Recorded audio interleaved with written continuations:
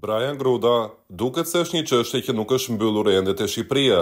Kombëtarja ka kontaktuar vazhdimisht lojtarin, që është pjesë e Premier League, por dëshira e tij kryesore mbetet Gjermania. Futbollisti nuk e fsheu dhe u shpreh hapur se kërkon që të jetë pjesë e Gjermanisë.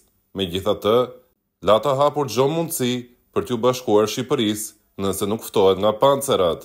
Nga ana tjetër, Armand Duka, kreu i Federatës Shqiptare të Futbollit, i ftuar në Euronews, u shpreh se Shqipëria nuk do të dorëzohet për Brian Grudën dhe do të luftojë deri në fund. Tashmë vendimi mbetet te futbollisti, nëse do të vazhdojë të presë më gjatë Gjermaninë apo nëse do të vishet kuqezi.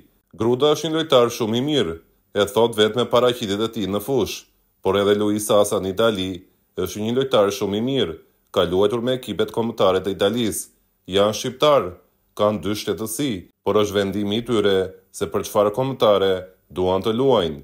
Ne i kemi ftuar, kemi biseduar dhe negociuar dhe urojmë që ata të vendosin për të luajtur për Shqipërinë. Për momentin janë të përqendruar në lojën e tyre me klubet dhe nuk e kanë marrë ende një vendim.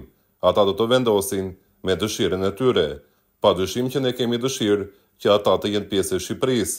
Ka edhe shumë futbollistë të tjerë më të rinë në moshë, talente shumë të mirë që janë pjesë e ekipeve tona të moshave që mund të afrohen, siç u afruan në ndeshjet e fundit Pajaziti, Fetai dhe Indri Tuci.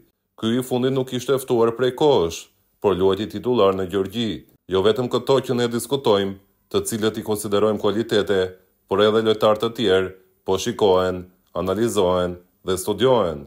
Kjo është e veçanta e stafit të këtij ekipi kombëtar, të cilët janë 365 ditë në punë dhe analizojnë e përgatisin shfaqjen e një dite në shumë ditë pune, tha kreu i Federatës Shqiptare të Futbollit, Armand Duka.